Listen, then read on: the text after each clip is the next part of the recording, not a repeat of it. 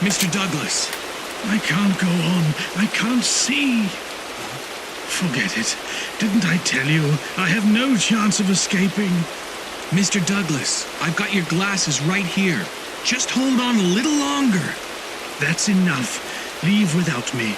You can't give up on me. We're almost there. Once we get out of the forest, my car is... Hope you had a nice stroll. It's time for you to get back to work, Master Artiste Douglas.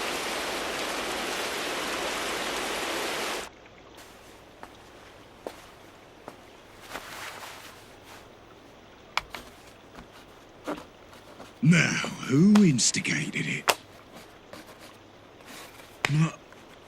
You won't hesitate to answer my questions once I use your head as a cricket ball. So this residence must belong to that art dealer, Mr. Ferris. I'm asking the questions here. Your job is to respond.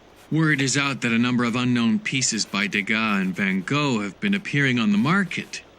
Though they're suspected as forgeries, they've been fetching some extremely high prices. Evidence pointed to the work of one man, a known forger called Douglas. But the suspect kept moving around and then went missing for the past few months.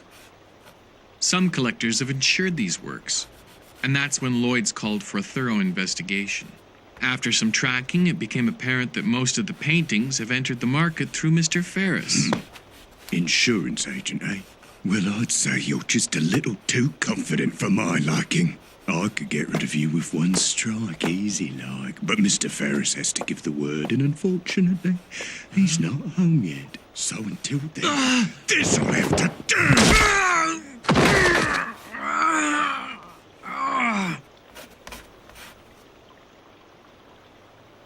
I suppose chains and shackles are useless against the likes of you. After all, you did manage to pick 4 different locks. Master Artiste Douglas, you better have something finished by dinner. No extensions. Got it?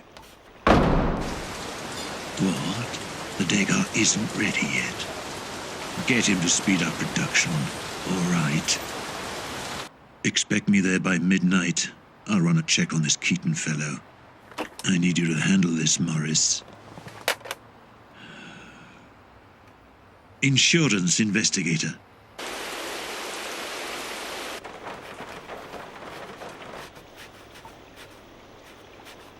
Seems you have an affinity for the late Degas.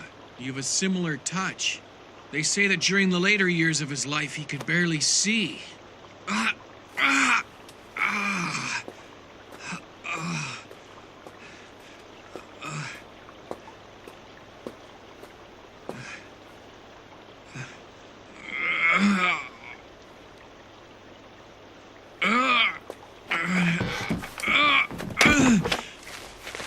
Thanks a lot.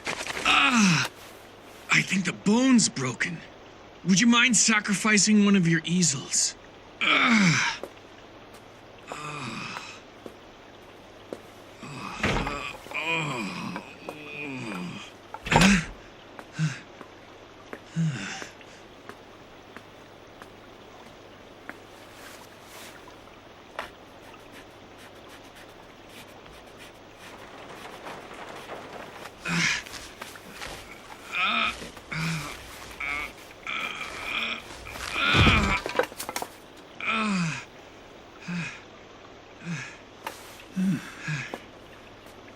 I don't recall asking for your help in rescuing me.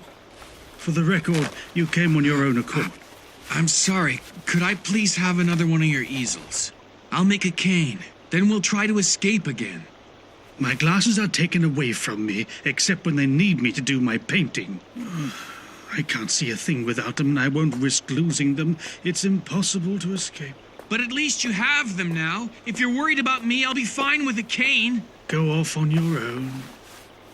So you want to be kept here, being coerced into doing all these forgeries? Here, there, anywhere. Really, it's all the same to me. I've no friends or family.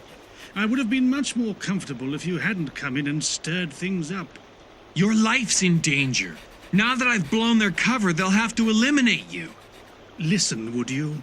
I'm good at duplicating the great works. They need me to continue supplying them with product.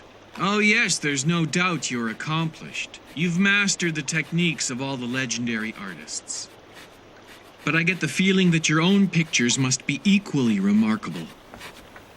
Mr. Douglas, don't you want to be free to create your own work? Food's here. Nothing for you, though. Didn't put the order in. What's the matter, my little genius? Seems you haven't gotten anywhere since yesterday. Well, it's not like slapping a coat of paint on a wall. But you seem to have enough time to treat his injuries, don't you? What's this? That's how it is it? So you've been pretending to be a real artist, have you? Well, remember, your pictures are bloody worthless. You've got enough to do without this crap. Get back to the real work, and you better make sure you have it done by tomorrow. No delays.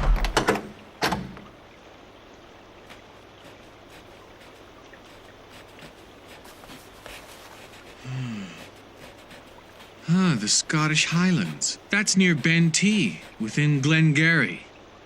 What a strange coincidence. You know Glengarry? I've only been there once. It's a beautiful place. If you're looking at it purely for the landscape, it might be considered quite beautiful. However, it's a very poor and cold region with nothing but cows. I was born there, in a small, remote village. Back then, we had no electricity. But the beauty of your homeland must have been a strong influence and refined your sensibilities as an artist. Rubbish. My parents were farmers who loved working in the fields. They frowned upon any pleasure other than that. But I knew that agriculture wasn't my passion. There was nothing I enjoyed more than painting pictures. It was a time when there was very little paint or paper. I hid from everyone and drew renderings of the forests and the cows, on trees and on barn walls. However, I had drawn in these dark places for so long that I became nearsighted by the age of 8. My parents often cursed about the cost of a pair of glasses. When I grew older, I also grew more desperate to keep drawing. So, I went to London to study fine arts. I worked, painted, and went to art school off and on when I could afford it. Some of my pieces sold, but they never brought in much money, certainly not enough to pay the rent. Eventually, I managed to survive by working for an art dealer who had me restoring old pictures.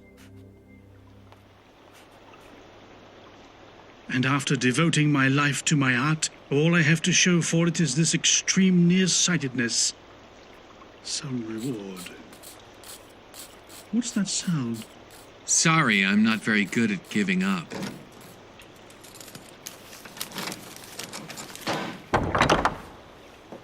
So you're Mr. Keaton. Nice to make your acquaintance. I am Clifford Ferris.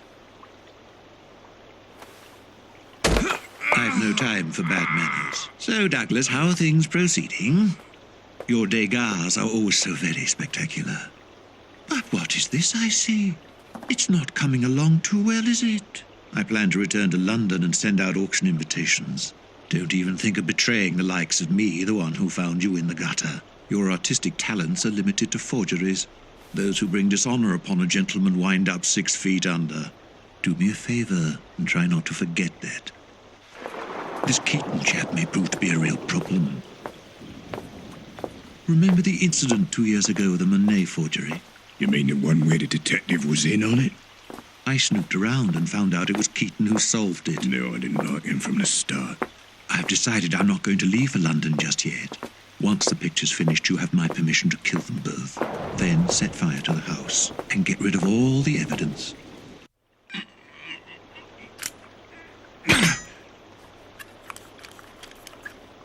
Mr. Douglas, could you please go to the fireplace and pass me the replica of that bust? If you would. Oh.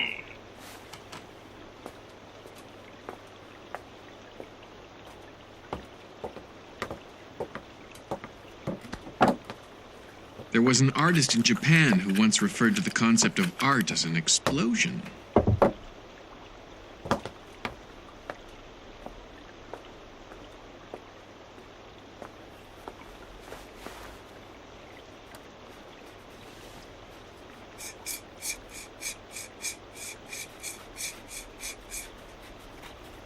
So, what made you get into the forgery business?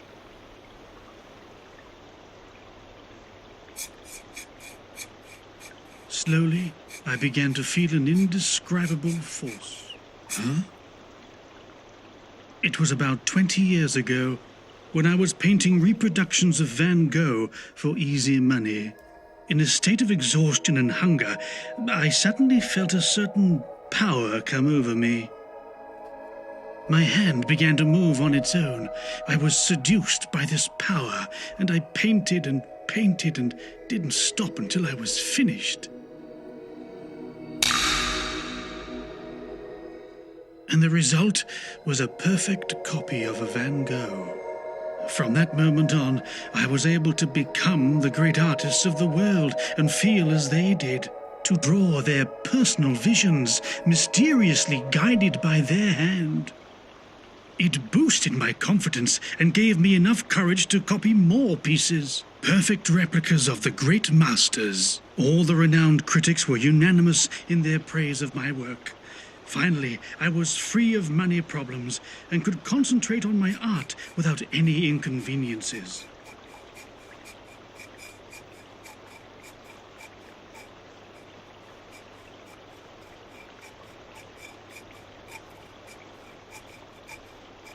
But around that time, I began to have nightmares. I was a young boy again, walking aimlessly through a strange forest. I puzzled over it, and then I gradually realized something. The reason I could recreate those paintings was because I was imbued with the spirit of the great masters. I was simply wandering on the outskirts, watching indifferently as the pieces were born. I wasn't myself anymore, just a puppet doing their bidding. I told myself, paint something else now, your own pictures. But as I held my brush up, my mind went blank. My hand just didn't know what to draw. I was overwhelmingly lost outside the world of the great artists. Everything about me had been drained completely. I was just a shell. However, over the past few weeks, the content of my recurring nightmare has changed slightly. The dream has been a memory of the time before I wore my glasses, when I had gotten lost on a mountain path. As I walked, dragging my tired feet, exhausted from crying,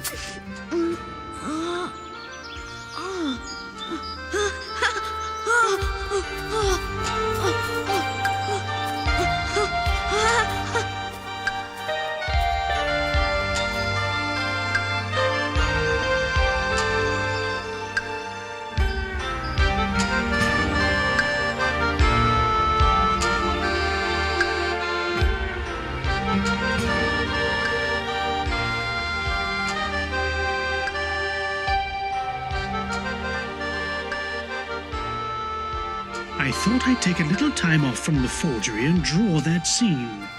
But it's a failure. I've tried, but I can't get any further with it. Mr. Keaton, don't you understand? I've lost something much more valuable than my eyesight. I can no longer interpret the world with my own eyes and approach the canvas with my own touch. There's nothing inside to express. I've completely lost myself as an artist. In Degas' later years, as he drew the three dancers, his vision blurred from fatigue, and he couldn't see. And that's when he started using pastels, which reduced the strain on his eyes. Degas is said to have devised various methods to help improve his ability to render his subjects. It's known that he mixed light pastels with thinned oil paint.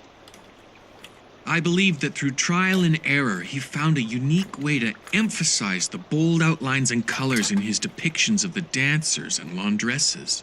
He's not alone. Many great artists in their mature years have discovered new styles of painting. I don't pretend to possess their talent. The only trait I share with Degas is his terrible eyesight.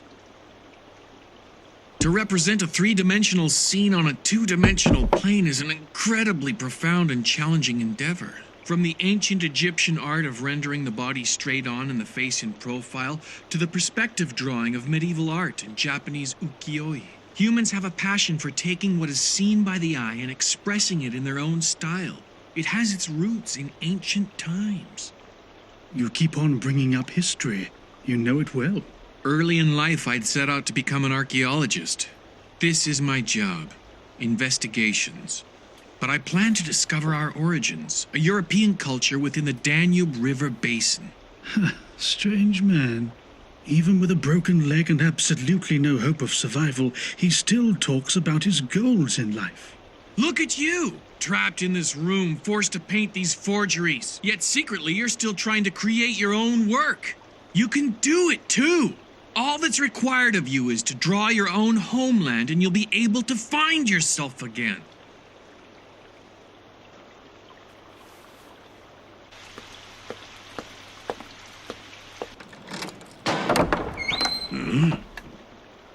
Are we already taking a nap, my friends?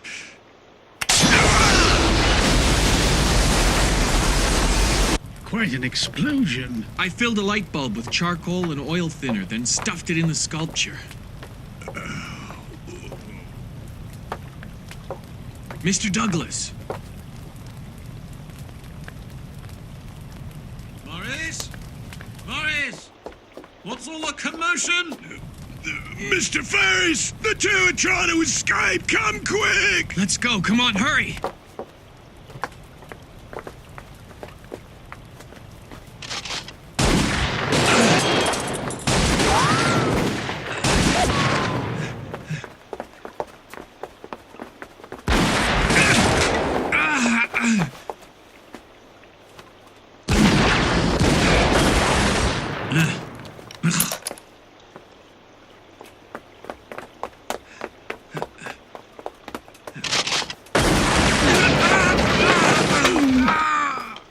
That's quite enough. You certainly caused me a lot of headaches, Mr. Keaton. Even the patience of a cultured man has its limits. So, where would you like me to shoot first?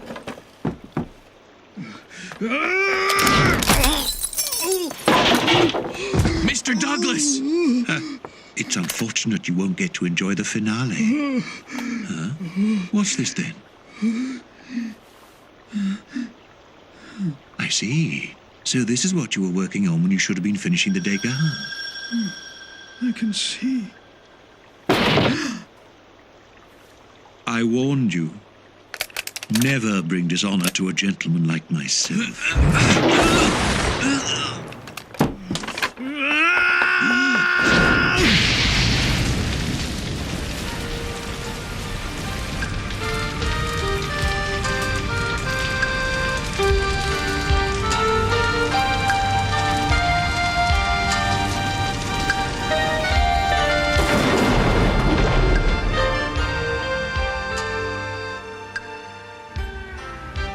But why did my eyes suddenly... I've heard of cases where someone's eyesight has been restored when the cornea is damaged in an accident. The eye's refractive index, it actually gets corrected by the sudden jarring.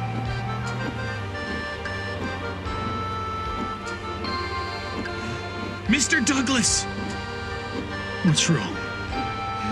Nothing.